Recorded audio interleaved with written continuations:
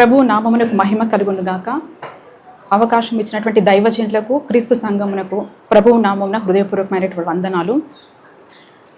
వాక్య భాగం కోసము కీర్తనల గ్రంథము 40వ కీర్తన 10వ వచనము 2వ భాగమును చదువుకుందాము. నీ కృపను నీ సత్యమును మహా సమాజమునకు తెలుపక నేను వాటికి మరుగు చేయలేదు. చిన్న మాట ప్రార్థించుకుందాము. కృప కలిగినటువంటి తండ్రి, చదివినటువంటి లేఖన భాగమును మీ కృపలో జ్ఞాపకం చేసుకోనండి ప్రభా. అదే రీతిగా ఈ దినమున తండ్రి నాయన నీ పరిశుద్ధ గ్రంథం నుండి మేము చదివే ప్రతి ఒక్క లేఖన భాగాన్ని మేము అర్థము చేసుకోవడానికి, నీలో ఎదగడానికి ప్రభా ఈ దినమున మీరే మాతో మాట్లాడి మమ్మల్ని నడిపించమని యేసు నామమును బట్టి అడిగి వేడుచున్నాం పరలోకమందున్న తండ్రి, ఆమేన్. 40వ కీర్తన 10వ వచనము 2వ భాగంలో దావీదు భక్తుడు ఈ రీతిగా పలుకుతున్నాడు. ఏంటి అంటే, నీ కృపను నీ సత్యమును మహా సమాజమునకు తెలుపక నేను వాటికి మరుగు చేయలేదు. ఇక్కడ దావీదు భక్తుడు మహా సమాజమునకు ఒక మాటను తెలుపుతున్నాడట. అది ఏంటి అని గనక చూస్తే కృప అనేటువంటి విషయాన్ని గూర్చి దావీదు భక్తుడు మహా సమాజమునకు తెలుపుతున్నాడు. అదే రీతిగా 107వ కీర్తన 1వ వచనమును చూసుకుందాము. 107వ కీర్తన 1వ వచనము, ఆయన కృప నిత్యముండును. అదే రీతిగా 101వ కీర్తన 1వ వచనము, నేను కృపను గూర్చియు న్యాయమును గూర్చియు పాడేదను. ఈ 101వ కీర్తన కూడా రాసినది దావీదు భక్తుడే. అయితే ఇక్కడ దావీదు మరలా పలుకుతున్నాడు ఏంటంటే, నీ కృపను గూర్చియు నేను పాడేదను అనేటువంటి మాటను దావీదు పలుకుతున్నాడు. మొత్తం 150 ఉన్నటువంటి కీర్తనలలో దావీదు భక్తుడు రాసినటువంటి కీర్తనలు 73. ఇది మనం ఎలా చెప్తున్నామంటే, కీర్తనలు కొంతమంది భక్తుల ద్వారా రాయబడ్డాయి. సొలొమోను, ఆసాపు, అదే రీతిగా కోరాహు కుమారులు, మోషే చేసినటువంటి ప్రార్థన, అలాగే దావీదు భక్తుడు, ఇలా వీరందరూ కలిసినటువంటి కీర్తనలు 150 ఉన్నాయి మనకు. అయితే అందులో దావీదు రాసినటువంటి కీర్తనలు 73 అని చెప్తున్నారు పెద్దలు. దేనిని బట్టి అనంటే, ఆ కీర్తనకు మొదటగా పైన దావీదు కీర్తన అనేటువంటి హెడ్డింగ్ పెట్టబడింది. దానిని బట్టి దావీదు రాసినటువంటి కీర్తనలు 73 అనేది పెద్దలు చెప్తున్నటువంటి మాట. కానీ మనము అపోస్తుల కార్యము 4వ అధ్యాయము 26వ వచనము, అపోస్తుల కార్యము 4వ అధ్యాయము 26వ వచనములో ఒక మాట చూస్తాము.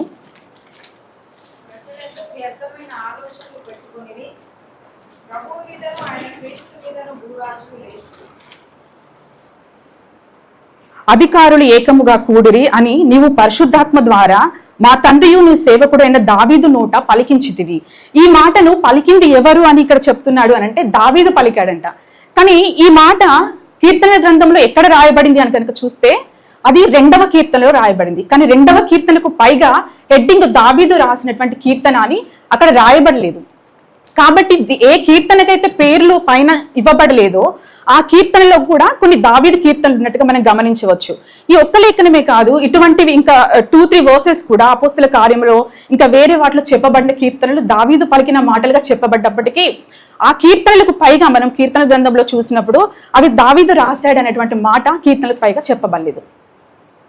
అయితే దావీదు మొత్తము మనము 73 లేదా అంతకంటే పైచిలకు ఆయన రాశాడని మనం అనుకుంటున్నాం కదా.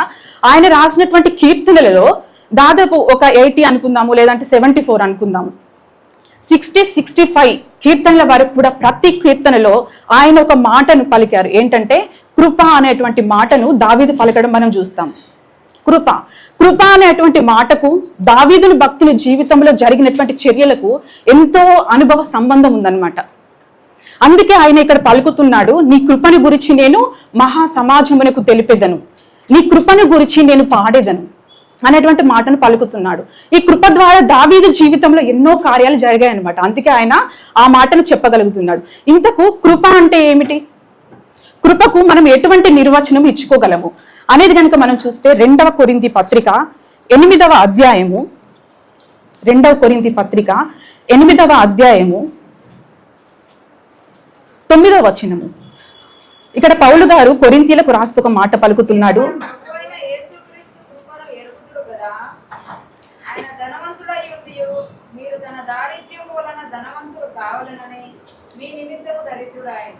ఇక్కడ పౌలు పలుకుతూ ఒక మాట ఏమంటున్నారు, మీరు మన ప్రభు అయిన యేసుక్రీస్తు కృపను ఎరుగుదురు కదా అని అంటూ నెక్స్ట్ ఆయన కంటిన్యూ చేస్తే ఏమంటున్నారంటే, మనము ధనవంతులను కావాలనని ఆయన దరిద్రుడు ఆయను.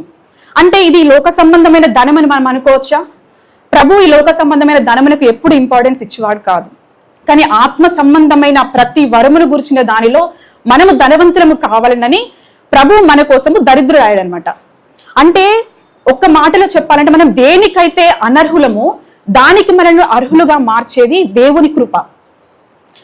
అంతేకాదు, మనం దేనికైతే అర్హులమో దానికి మనల్ని అనర్హులుగా మార్చేది కూడా దేవుని కృప. ఎలాగంటే, ఇప్పుడు మనం పరలోక రాజ్యమునకు అనర్హులము, ఆదాము ద్వారా మనం అనర్హులుగా ఎంచబడ్డాము. కానీ దానికి మనల్ని అర్హులుగా చేయడానికి దేవుని కృప ఒక వ్యక్తికి తోడై ఉంటుంది. అదే రీతిగా మనం నరకానికి పాత్రులము, కానీ దానికి మనల్ని అనర్హులుగా చేయడానికి దేవుని కృప మన పక్షముగా నిలుస్తుందని చెప్పి ఇక్కడ వర్స్ లో మనం చూస్తున్నాము. అయితే ఈ కృప మనకు దేని వలన కలుగుతుంది?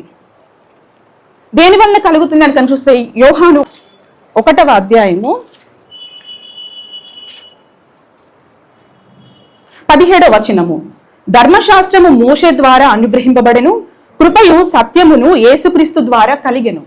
కృపా సత్యము ఒక వ్యక్తికి దేని ద్వారా కలుగుతుంది అని అంటే, యేసుక్రీస్తు ద్వారానే కలుగుతుంది. ఆదాము చేసినటువంటి పాపంలో మనమందరము కూడా జన్మతః వచ్చినటువంటి ఆ స్వభావ పాపము ద్వారా ఏం జరుగుతుందంటే, మనం నరకానికి పాత్రులము. కానీ ఈ కృప ద్వారా పరలోక రాజ్యం వారసులం అవుటకు మనకు కారణముగా నిలిచినటువంటి వారు యేసుక్రీస్తు ప్రభు. కృప కలుగుటకు కారణం ఎవరు అంటే యేసుక్రీస్తు.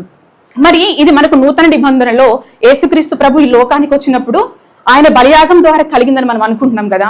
మరి అబ్రహాము విషయంలో, ఇంకా పూర్వం ఉన్నటువంటి భక్తుల విషయంలో కృప ఏ రీతిగా కనపరచబడిందని మనం అనుకోవచ్చు అని కనుక చూస్తే, 32వ కీర్తన, యెహోవా యందు నమ్మిక ఉంచు వానికి కృప విస్తరించుచున్నది అనేటువంటి మాట కీర్తన గ్రంథంలో రాయబడింది. యెహోవా యందు నమ్మిక ఉంచేటువంటి వానికి ఏం కలుగుతుందంటే, కృప విస్తరించుచున్నది అనేటువంటి మాట ఉన్నది. 6వ వచనము అది. అంటే పూర్వం ఉన్నటువంటి భక్తులు ఎప్పుడైతే దేవుని యందు నమ్మిక ఉంచారో వాళ్ళకి ఏం కలుగుతుందంటే కృప కలుగుతుంది. అయితే దావీదు భక్తు జీవితంలో కృపని గురించి ఆయన ఇంతగా పలికారు కదా. ఇప్పుడు మనం చదివినటువంటి మాట 32వ కీర్తన 10వ వచనంలో ఆయన గమనించారట. ఏంటి అనంటే, భక్తిహీనులకు అనేక వేదనలు కలుగుచున్నవి, కానీ దేవుని ఎవరైతే నమ్మారో, దేవుని కృప ఎవరికైతే కలిగిందో వారు మాత్రం ఎలా ఉన్నారు? సురక్షితంగా ఉన్నారంట. ఆ మాటనే కదా ఇక్కడ దావీదు భక్తుడు చెప్తున్నాడు. అంటే దావీదు భక్తుడు గమనించాడట, ఏంటి ఈ సమాజంలో మనుషులకు ఎటువంటి పరిస్థితులు జరుగుతున్నవి, ఈ వేదనలు ఈ మనుషులకు ఎందుకు కలుగుతున్నాయి అని అంటే, వాళ్ళ మీద దేవుని కృప లేకపోవటను బట్టి వారికి అవి కలుగుతున్నాయంట. కానీ ఈయనకు అవి కలగట్లేదు. అందుకే ఆయన అంటున్నాడు, నేను కృపను గురించి పాడేదును అని చెప్పి.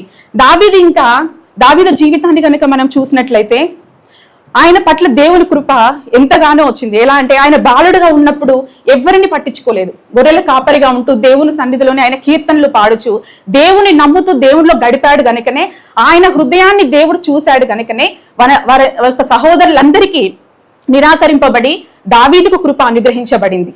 అప్పుడు మొదలైంది దావీదు జీవితము. ఆయన మీదకి అభిషేకం వచ్చిన తర్వాత, ఆ తర్వాత నుండి ఆయన ఎప్పుడు కూడా ఆయన మీదకి అభిషేకం వచ్చిన తర్వాత వెన్ను తిరిగిపోలేదు. మరి ఆయన జీవితంలో కష్టాలు శ్రమలు లేవా అని కనుక మనం చూస్తే, దావీదు చరిత్రలో ఎన్నో శ్రమలు, అసలు తట్టుకోలేనటువంటి శ్రమలు దావీదు జీవితంలో ఉన్నాయి. ఆయన రాజుగా ఎన్నుకోబడిన తర్వాత యుద్ధముల వలన ఆయనకు శ్రమలు కలిగాయి, వేదనలు కలిగాయి. ప్రతి పోరాటంలో దావీదుకు తోడై ఉన్నది దేవుని కృప.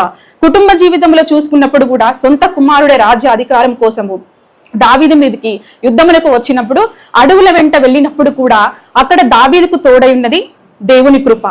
అంతేకాదు, ఇంకా అనేక సందర్భాలలో దావీదు తన అనుభవాన్ని పాటలుగా మార్చి కృపను గురించి ఆయన ఇక్కడ పాటలు పాడుతున్నట్టుగా చూస్తున్నాం. ఒక భక్తుడు దేవునిలో ఎదగాలి అనంటే భక్తునికి కంపల్సరిగా దేవుని కృప అవసరమై ఉన్నది. మరి ఇంకా మనం అబ్రహాము గురించి చూసుకున్నప్పుడు ఒక మాట, ఆదికాండము 24వ అధ్యాయము 27వ వచనంలో ఒక సందర్భం ఉంది. ఇదంతా మనకు తెలుసు. అక్కడ ఏంటి అనంటే, ఎలియాజరు ఇస్సాకు కోసము భార్యను చూడ్డానికని చెప్పి అబ్రహాము ఆజ్ఞ ప్రకారంగా ఆయన బయలు వెళ్తాడు. వెళ్ళినప్పుడు అక్కడ రిబ్కా అనే కన్యకను, దేవుని చిత్తానుసారమైన కన్యక అని ఎలియాజర్ గుర్తుపట్టిన తర్వాత అక్కడే మోకరించి యెహోవా దేవునికి ప్రార్థన చేస్తున్నాడంట. ఏమని చేస్తున్నాడనంటే, మానక నా యజమాని ఎడ్ల కృప చూపుచున్నటువంటి దేవునికి స్తుతి కలుగును గాక. అంటే ఎలియాజరు గుర్తించాడు. ఏం గుర్తించాడు? మానకుండా యెహోవా దేవుడు అబ్రహాంకు కృప చూపుతున్నాడు అనేటువంటి మాటను ఎలియాజరు గుర్తించగలిగాడు. అంటే అబ్రహాము జీవితంలో ప్రతి సందర్భంలో కూడా దేవుని కృప కనుపరచబడుతుంది. ఆయన అనుభవించడమే కాదు, ఆయన పక్కనున్న వారు కూడా ఈయనకు దేవుని కృప తోడై ఉంది అని తెలుసుకుంటున్నారు. అలాగే లోతు జీవితాన్ని మనం పరీక్షిద్దాం. సొదొమ గొమొర్రా మీదికి దేవుని ఉగ్రత దిగి వచ్చింది. వారు చేసినటువంటి పాపము, దేవునికి వారు భయపడకపోవటం అనేటువంటి కారణాల చేత ఆయన అక్కడటువంటి ప్రజలకు దేవుని ఉగ్రత వచ్చింది. అప్పుడు అగ్నిగంధకముల చేత సొదొమ గొమొర్రా పట్టణమును దేవుడు నాశనపరచాలనుకున్నాడు. కానీ ఆ స్థలంలో లోతు ఎలా ఉన్నాడు? లోతు నీతిమంతుడై ఉన్నాడని వాక్యం సెలవిస్తుంది. చుట్టూ అన్ని పరిస్థితులు ఉన్నా అసలు లోతు ఎలా నీతిమంతుడిగా నిలబడగలిగాడు? ఎలా నిలబడగలిగాలంటే దేవుని కృప. ఆయన ప్రతిరోజు, ప్రభా నీ కృప నీ దినమున నాకు చూపుట నువ్వు మానవద్దు, మానితే గనక నేను ఈ ప్రజల వలనే నేను పాపాత్ముడినైపోతాను. అలా ప్రతిరోజు మానక దేవుని కృప కోసం వేడుకున్నవాడు లోతు.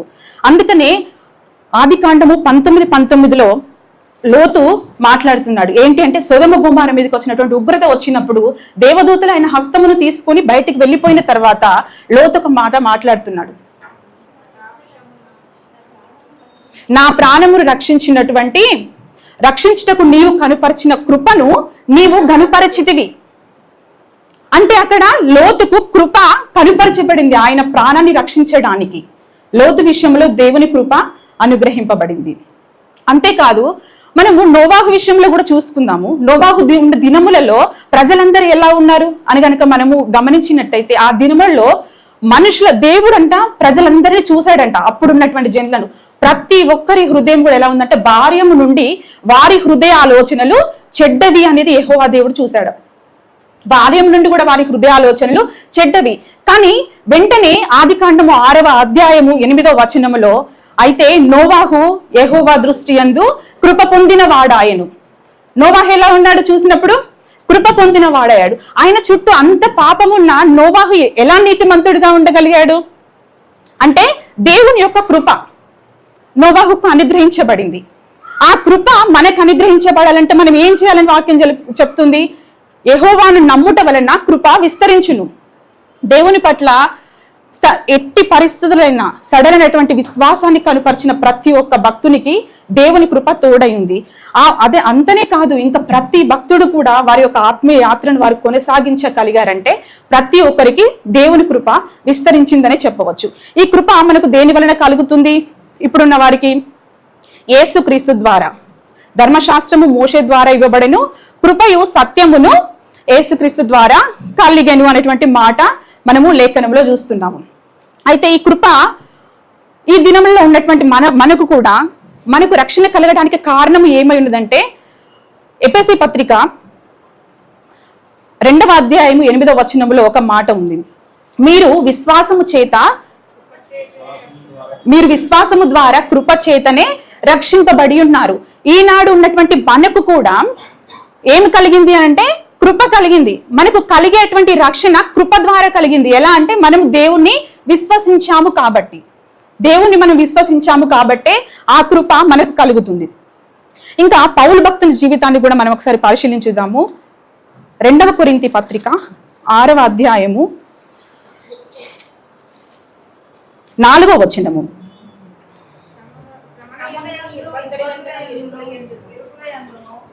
దెబ్బలయందును చెరసాలలోను అల్లరులలోను ప్రయాసములోను జాగారములలోను ఉపవాసములలోను మిగుల ఓర్పు గలవారై పవిత్రతతోను జ్ఞానముతోను దీర్ఘశాంతముతోను దయతోను పరిశుద్ధాత్మ వలనను నిష్కపటమైన ప్రేమతోను సత్యవాక్యము చెప్త వలనను దేవుని బలము వలనను కుడి ఎడమల నీతి ఆయుధములు కలిగి ఘనతల వలనను సుకీర్తి దుష్కీర్తుల వలనను దేవుని పరిచారకులమై ఉండి అన్ని స్థితులలో మమ్మును మేమే మెప్పించుకొనుచున్నాము. అదే రీతిగా మనం 1 కొరింథీ పత్రిక 15వ అధ్యాయము 10వ వచనమును కూడా చూద్దాము. అయినను నేను ఏమై ఉన్నానో అది దేవుని కృప వలననే అయ్యున్నాను, మరియు నాకు అనుగ్రహింపబడిన ఆయన కృప నిష్ఫలము కాలేదు గాని వారందరికంటే నేను ఎక్కువగా ప్రయాసపడినది నేను కాదు, నాకు తోడై ఉన్న దేవుని కృపయే. అపోస్తులుడైనటువంటి పౌలు గురించి మనకు తెలుసు. ఆయన ఎప్పుడైతే సత్యము అనేటువంటి క్రీస్తును తెలుసుకున్నాడో ఎప్పుడు కూడా ఆయన వెనుతిరగలేదు దేవుని కోసము. ఇప్పుడు మనం చదివినటువంటి మాటలు 2 కొరింథీ పత్రిక 6వ అధ్యాయం 4వ వచనంలో, శ్రమలలోను, ఇబ్బందులలోను, ఇరుకులలోను, దెబ్బలలోను, చెరసాలలోను, అల్లరులు, ప్రయాసలు, జాగరణములు, ఉపవాసములు, ఆయన జీవితంలో ఎన్నో కష్టములు, ఇవన్నీ కూడా ఆయన ఎదుర్కొని ఈనాడు క్రీస్తు సంఘానికి ఒక ప్రమాణమును, క్రీస్తు సంఘానికి ఒక పునాదిని ఆయన వేయగలిగాడు అని అంటే ఆయనకు ఏమి తోడై ఉండదని మనం గ్రహించవచ్చు. అంటే ఇప్పుడు 1 కొరింథీ పత్రిక 15వ అధ్యాయము 4వ వచనంలో ఆయన చెప్తున్నాడు ఏంటంటే, నేనేమై ఉన్నానో అది దేవుని కృప వలనే అయి ఉన్నాను. ఆయన పొందిన ఈ ప్రతి శ్రమలో పౌలుకు దేవుని కృప తోడైంది. ఇంకా ఆయన ఏమంటున్నాడంటే, ప్రయాసపడినది నేను కాదు, నాకు తోడై ఉన్న దేవుని కృపయే. ప్రయాసపడింది ఆయన కాదంట, ఆయన దేవుని కృప మీద ఆధారపడినప్పుడు ఆయనకు అసలు అది ప్రయాసగా అనిపించట్లేదు. ఎందుకంటే ఆయనకు తోడై ఉన్న కృపనే అది అనుభవించినట్టుగా ఆయన చెప్తున్నాడు. అంటే దేవుని కృప మీద పౌలు అంతగా ఆధారపడి క్రీస్తు సంఘానికి ఈరోజు ఒక మాదిరిగా, క్రీస్తు తర్వాత నన్ను అనుకరించి మీరు నడుచుకుండని చెప్పగలిగినటువంటి వ్యక్తిగా పౌలు ఎదిగాడు. అంటే గనక పౌలుకు అనుగ్రహించబడింది దేవుని కృప ప్రతి విషయంలో కూడా. ఇంకా ఆయన 2 కొరింథీ పత్రిక 11లో కూడా మనము 23 నుంచి చూసుకున్నప్పుడు కూడా అక్కడ పౌలుకు అనేక రకమైనటువంటి శ్రమలు కలిగినట్టుగా చూస్తాం మనము. ఈ వచనాలు మనకు తెలుసు. అనేక మార్లు ప్రాణాపాయముల స్థితిలో ఆయన ఉన్నాడు. కొరడాలతో ఆయన కొట్టబడ్డాడు. సముద్రంలో కూడా ఆయన నివాసం చేయవలసిన పరిస్థితులు ఆయనకి ఏర్పడ్డాయి. ఎక్కడ చూసినా ప్రాణాపాయ పరిస్థితులు. ఏంటి, ఈయన క్రీస్తును ప్రకటించొద్దంటే ప్రకటించే పరిస్థితికి వెళ్ళిపోతున్నాడు. ఏంటని చంపాలనుకునేటువంటి అనుక్షణము భయంతో కూడినటువంటి జీవన పరిస్థితి పౌలుది. కానీ ఆయన ఏ విషయంలో కూడా భయపడకుండా నడిపించబడ్డాడంటే పౌలుకు దేవుని కృప అనుగ్రహించబడింది. ఈ దినములలో మనకు కూడా క్రీస్తునందు విశ్వాసం ఉంచిన మనకు ఆయన కృప ద్వారా రక్షింపబడ్డాము. అయితే మరి మన జీవిత యాత్రను మనం కొనసాగించుకోవాలనంటే మనకు కావలసినది దేవుని కృప. దేవుని కృప లేకుండా మన జీవితంలో మనం ఏ విషయంలో కూడా ఎదగలేము. అయితే కీర్తనకారుల జీవితంలో మనం చూస్తే ఆయన ఏమంటాడంటే, దేవుడు చేసిన మేలులను ప్రతిరోజు తలంచుకుంటాడంట. తలంచుకొని దేవునికి కృతజ్ఞతాస్తుతులు చెల్లిస్తాడంట. అసలు కృప మనలో విస్తరించాలి అని అంటే మనం ఏం చేయాలంటే, దేవుడు చేసినటువంటి మేళ్లను మనం గుర్తు చేసుకోవాలి. చేసుకున్నప్పుడు ఆటోమేటిక్ గా ఆ సిచ్యువేషన్ లో దేవుడు నాకు ఈ మేలు చేశాడు కదా, తెలియకుండానే మన హృదయము దేవుని కృతజ్ఞతతో నిండిపోతుంది. మనం దేవుని స్తుతించడం ద్వారా దేవుని కృప మన మీదకి వస్తుంది. కాబట్టి మన జీవితంలో నిత్యము దేవుడు ప్రతి దినము దేవుడు చేసినటువంటి మేళ్లను తలంచుకొని ఆయనను స్తుతించడానికే మోకరించాలి. అప్పుడు మాత్రమే దేవుని కృప ప్రతి దినము మనకు విస్తరించి మన రక్షణను కొనసాగించుకోవడానికి సహకారంగా మారుతుంది. ఇంకా అంతేకాదు, దేవుడు కృపను నిరాకరిస్తాడంట కొందరికి ఇవ్వడానికి. వాళ్ళు ఎవరు అని కనుక చూస్తే, యాకోబు రాసినటువంటి పత్రిక 4వ అధ్యాయము 6వ వచనము. యాకోబు రాసిన పత్రిక 4వ అధ్యాయము 6వ వచనము, దేవుడు అహంకారుని ఎదిరించి దీనులకు కృప అనుగ్రహించును. దేవుడు ఎవరిని ఎదిరిస్తున్నాడు అంటే అహంకారులను. అహంకారులకు దేవుడు కృప చూపుట ఆయనకు ఇష్టం లేదు. అలా దేవుని కృప నిరర్ధకమైపోయిన వారు ఎంతో మంది ఉన్నారు. అయితే కొరింథీ పత్రికలోనే పౌలు కొరింథీలకు రాస్తూ ఒక మాట పలుకుతున్నాడు. 6వ అధ్యాయం 1వ వచనంలో, దేవుని కృపను వ్యర్థము చేసుకొనవద్దని మిమ్మల్ని వేడుకొనుచున్నాను. రక్షణ పొందినటువంటి వ్యక్తిలో కూడా దేవుని కృప వ్యర్థపరచబడేటువంటి అవకాశాలు ఉన్నాయి.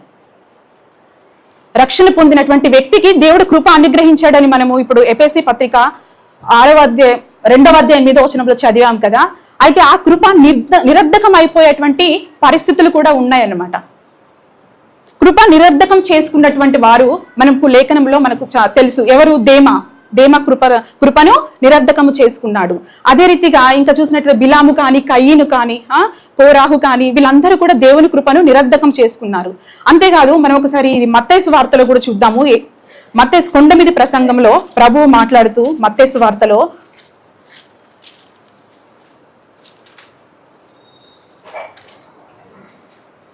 7వ అధ్యాయము 22వ వచనము, ఆ దినమందు అనేకులు నన్ను చూచి, ప్రభువా ప్రభువా, మేము నీ నామమున ప్రవచింపలేదా? నీ నామమున దయ్యములను వెళ్ళగొట్టలేదా? నీ నామమున అనేకమైన అద్భుతములు చేయలేదా అని చెప్పుదురు. అప్పుడు నేను మిమ్మును ఎన్నడను ఎరుగను. అక్రమము చేయు వారలారా నా యొద్ద నుండి పొండని వారితో చెప్పుదును. అవును, వీరు ప్రభువును అంగీకరించిన తర్వాత వీరు ఏం చేశారంట? ప్రభువు నామమున దయ్యములను వెళ్ళగొట్టారు. దయ్యములు సహజంగా వెళ్ళవు.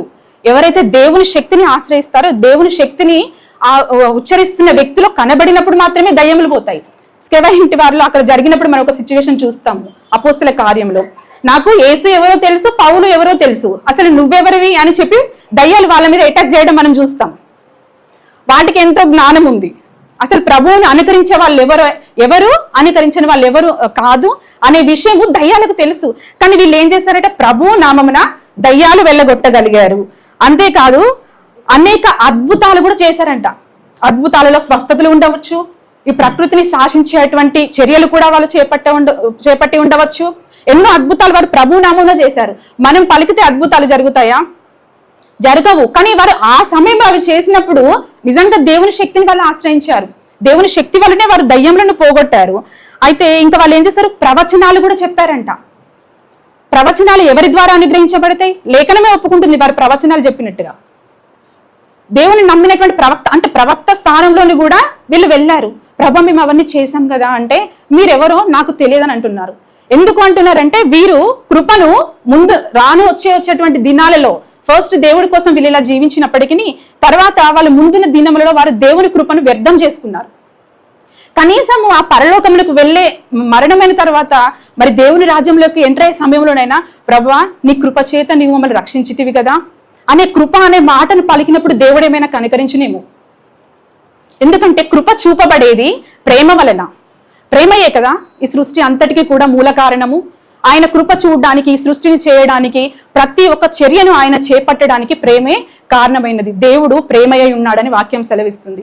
అయితే ఈ మనుషులు కనీసం ఆ సమయంలో కూడా దేవుని కృపను గురించి అక్కడ జ్ఞాపకం చేయలేకపోయారు. వారు కృపను నిరర్ధకం చేసుకున్నారు. ఇలా లేఖనంలో చాలా మంది దేవుని కృప నిరర్ధకం చేసుకొని వారి జీవితాలను స్పాయిల్ చేసుకున్నారు.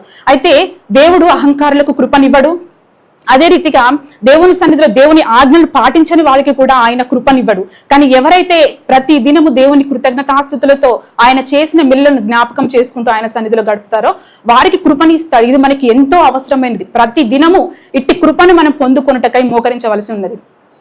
అయితే ఈ కృప అనేది ఇప్పటి జీవితం విషయంలోనే ఒక వ్యక్తికి అవసరమా అనే విషయాన్ని కనుక మనం పరిశీలిస్తే, మనం ఇందాక చదివాము ఏంటి? యెహోవా దయాళుడు, ఆయన కృప నిరంతరం ఉండును.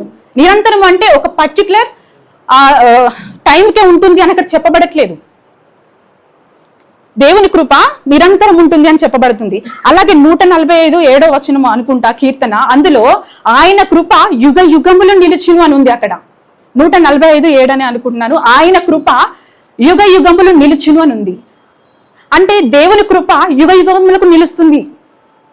అంటే ఇప్పటి జీవిత విషయంలోనే కాదు, మనము నిత్యత్వంలో చేరిన తర్వాత కూడా మనకు దేవుని కృప ఉంటేనే మనం నడిపించబడగలుగుతాము. సామెతలు 31వ అధ్యాయము 26వ వచనం ఒక్కసారి చూద్దాము.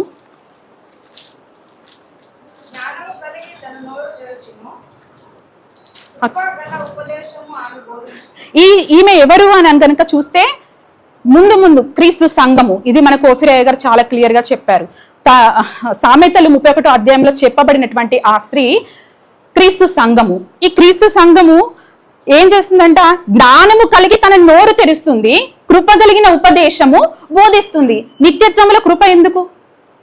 కృప కలిగినటువంటి ఉపదేశాన్ని ఎందుకు బోధించాలి అని అంటే, ఈ కృప నిరంతరం పనిచేస్తూనే ఉంటుంది కాబట్టి కృపగల ఉపదేశం అప్పుడు అవసరము. క్రీస్తు సంఘం ఈ రోజు ఇక్కడ ప్రతి ఒక్క వ్యక్తి కృపని గురించి దావీదు వలె ఎరిగిన వాడై ఉన్నప్పుడు మాత్రమే ఆ కృపగల ఉపదేశాన్ని మనం బోధించగలుగుతాము. ఆ ముందున్నటువంటి జనాంగాలకు కానీ, అక్కడ ఉన్నటువంటి నిత్యత్వంలో ఉండేటువంటి రాబోయే తరమునకు కానీ. అంటే మనము క్రీస్తు యొక్క కృపను గురించి బాహుగా ఎరిగినటువంటి వారమై ఉండాలి అని ఇక్కడ వాక్యం సెలవిస్తుంది. అయితే ఈ కృప నిత్యత్వం అంతా ఉంటుందని మనం అనుకుంటున్నాం కదా. ఇంతకు ఈ కృప అంటే ఎవరు? కృప అంటే ఎవరు అని కనుక చూస్తే మనం తీతుకు రాసినటువంటి పత్రిక 2వ అధ్యాయము 11వ వచనము.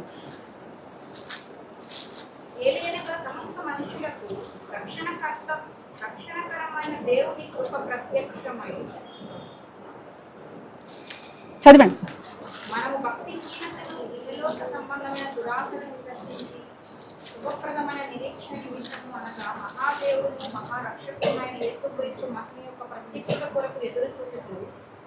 లోకంలో స్వస్థ బుద్ధితోను నీతితోను భక్తితోను బ్రతకచుండ వల్లని మనకు బోధించుతున్నారు. అయితే ఈ కృప ప్రత్యక్షమై, రక్షణకరమైనటువంటి కృప ప్రత్యక్షమై ఏం బోధిస్తుందట? నీతితోను భక్తితోను బ్రతుకుచుండవలనని మనకు బోధించుచున్నది. రక్షణకరమైనటువంటి కృప ప్రత్యక్షం అవ్వడం అంటే ఏంటి? అంటే అది ఒక వ్యక్తి అని కనుక మనం చూస్తే మన కోఫెరే గారు చాలాసార్లు చెప్పారు. ఏంటి అని అంటే దేవునిలో ఉన్నటువంటి గుణ లక్షణాలు అవి ఒక వ్యక్తిత్వాలుగా ఏర్పడతాయని. కానీ ఆ వ్యక్తిత్వాలన్నీ కలిసి కూడా ఆయనే అయి ఉన్నాడు. ఆయన ఒక సత్యము, ఆయన ఒక కృప, ఆయన ఒక ప్రేమ. కాబట్టి ప్రతి మనిషికి కృప అనగా అనుగ్రహించబడేది యేసుక్రీస్తు ప్రభువారే. ఆయనలో ఉన్నటువంటి ఈ వ్యక్తిత్వమే కృపగా మనకు గోచరం అవుతుంది. కాబట్టి మరి ముందున్నటువంటి దినములు అంత్య దినములు మనము ఈ యొక్క భక్తుల వల్లే అనుదినము దేవుని సన్నిధిలో మనం కొనసాగించబడాలంటే మనకు ఎప్పుడో చూపబడే కృప కాదు, ప్రతిరోజు ఆయన కృప కోసం మనం వేడుకునేటువంటి వారిగా ఉండాలి. ఇప్పటికే మన జీవితంలో మనం పర్సనల్ గా చాలా విషయాలు ఎక్స్పీరియన్స్ చేసి ఉంటాము కదా. మన ప్రాబ్లం మనకు ప్రాబ్లంగా కనబడ్డప్పుడు మనం దేవుని సన్నిధిలో మోకరించినప్పుడు ఆయన చేసినటువంటి అద్భుతమైన మేళ్లను గురించిన అనుభవం మనకి ఎంతో నెమ్మదిని కలిగిస్తుంది, దేవుని గురించి అర్థమయ్యేలాగా చేస్తుంది. అటువంటి కృపను మనం అనుభవంలోనికి తీసుకురావాలి. మనం ప్రతి శ్రమలో నుండి విడిపించేది దేవుని కృప. ఆధ్యాత్మిక జీవితంలో ప్రతి పాఠాన్ని మనకు నేర్పించేది దేవుని కృప. మనకు అర్థం కానిటువంటి విషయాలను మనకు తెలుపుతూ పౌలు అంత శ్రమ పడినాడు కదా. అటువంటి ఉన్నత స్థానంలోనికి ప్రతి శ్రమలో కూడా మనల్ని నిలవబడగలగదానిగా చేసేది దేవుని కృప. ఆ కృప ఏదో కాదు, యేసుక్రీస్తు ప్రభు వారే. దేవుడు ఈ చిన్న వాక్యమును ఆశీర్వదించి ఫలింపచేయను గాక. ఆమేన్. చిన్న మాట ప్రార్థన చేసుకుందాము. పరిశుద్ధుడైన గొప్ప తండ్రి, నీకు వందనాలు ప్రభా. నీ లేఖనంలో చూసినటువంటి ప్రతి ఒక్క వాక్య భాగమును మా యొక్క వినికిడిలో తండ్రి మీరు ఫలింపచేయండి. నీ వాక్యమే అయా నీ కృపలో మమ్మల్ని నడిపించేది, నీ వాక్యమే మా రక్షణను కొనసాగించుకున్నట్టుకు సహాయము చేసేది ప్రభా. అయా నీ కృపను గురించి ఈ దినమున మేము చూసిన ప్రతి లేఖనమును మా యొక్క వినికిడులను ఫలింపజేసి మా రక్షణను కొనసాగించుకుంటకు నీవే నీ సహాయమును నీ కృపను అనుగ్రహించమని యేసు నామమును బట్టి అడిగి వేడుకుంటున్నాం పరలోకమందున తండ్రి. ఆమేన్.